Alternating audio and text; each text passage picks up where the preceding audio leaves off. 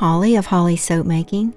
In this video, I'll show you how I made a soap using the splash swirl technique that I learned in the Soap Challenge Club. I wasn't able to get an entry finished in time for this challenge, but I thought I'd try the technique and share my process anyway. This technique was inspired by Kris of Herbal Soaps and taught to us by Amy Warden, host of the Soap Challenge Club. I'll provide links below to both Kris and the Soap Challenge Club website, where you'll find information on the current challenge as well as how to purchase access to all of the past tutorials.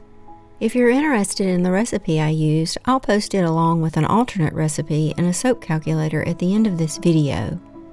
Soap making involves the use of sodium hydroxide or lye, so be sure to learn and follow lye-safe handling procedures during the entire soap making process.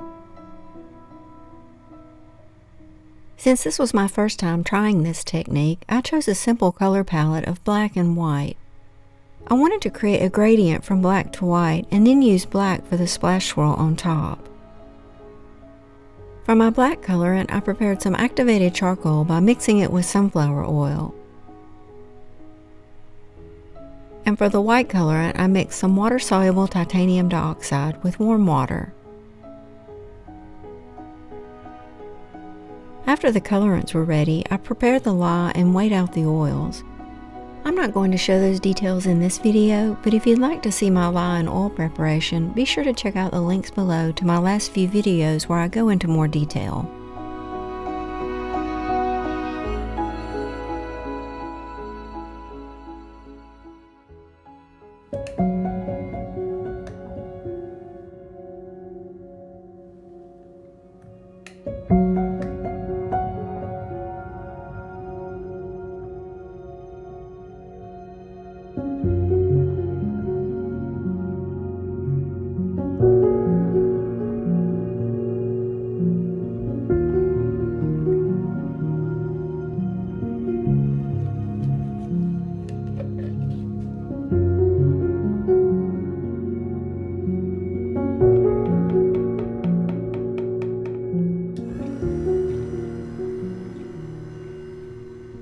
For this technique, I wanted the soap to be at a very light trace when I began the pour, so I blended the soap just enough to get close to an emulsion. As you can see here, there was some oil separating on the blender, so it wasn't quite emulsified, but I decided to stop blending at this point anyway and stir by hand until reaching an emulsion.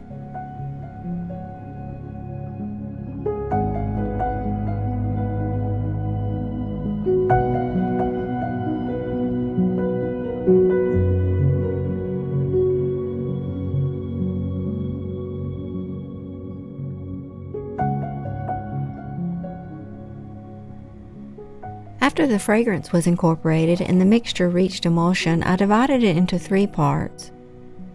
25% for the black soap that I'll use in the gradient, 15% for the splash swirl on top, and the remaining 60% for the white soap.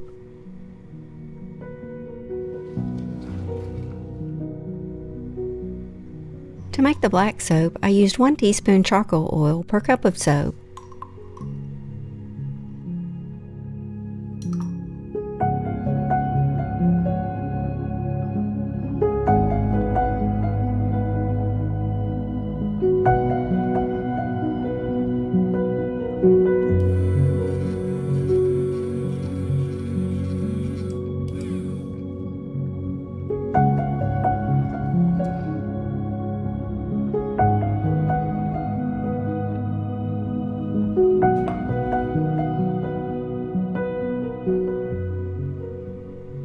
For the white soap, I used 1/2 teaspoon titanium dioxide per cup of soap.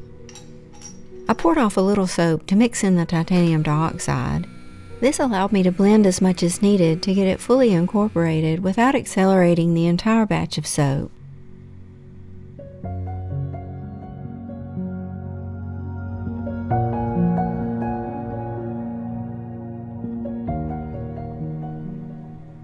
I thought I'd mention a few things before I get started with the pour.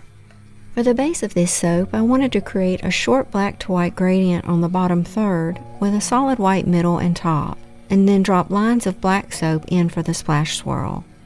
I wasn't too concerned about the gradient being perfect and probably could have been more consistent when adding the white to the black, but overall I was really happy with how the soap turned out. As you'll see shortly, I used a gear tie for my swirling tool, going straight down to the bottom and then all the way up, moving slowly across the mold from one side to the other.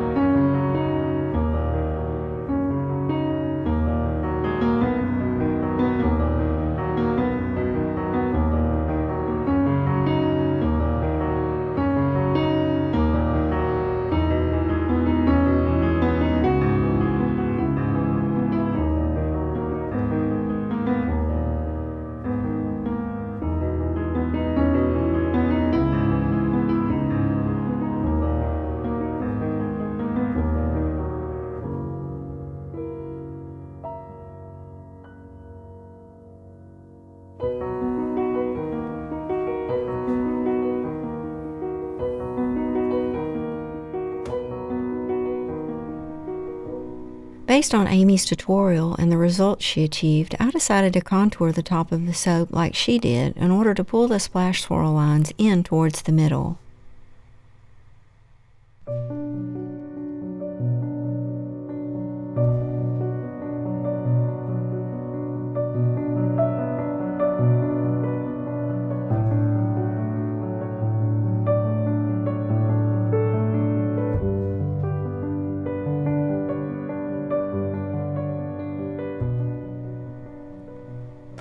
I did oven process the soap as I normally do to help it get through a complete gel phase so I could hopefully unmold it the next day.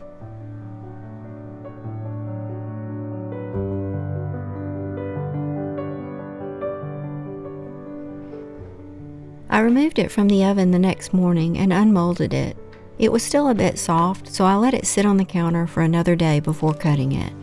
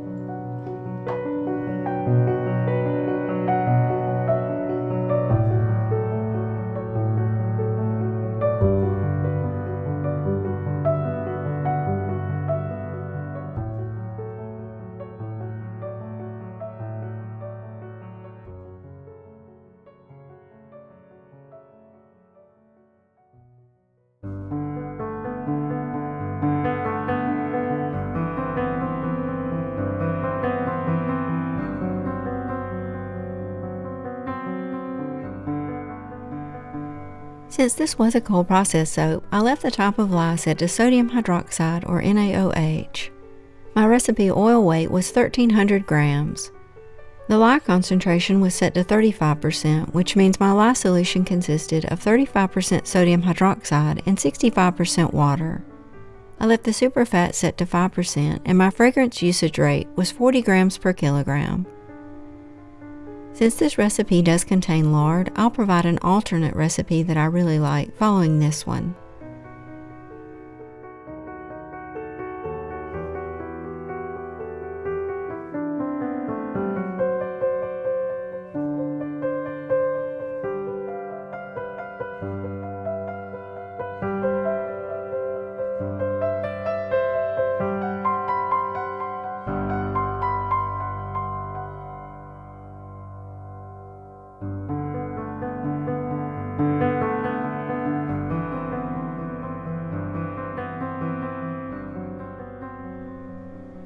Once you have everything entered, you just select to calculate the recipe, then to view or print it. SoapCalc will give you a really nice listing of your ingredients along with the amount of sodium hydroxide required to saponify your oils. Thank you so much for watching, and I hope you found something useful here to help you in your soap making.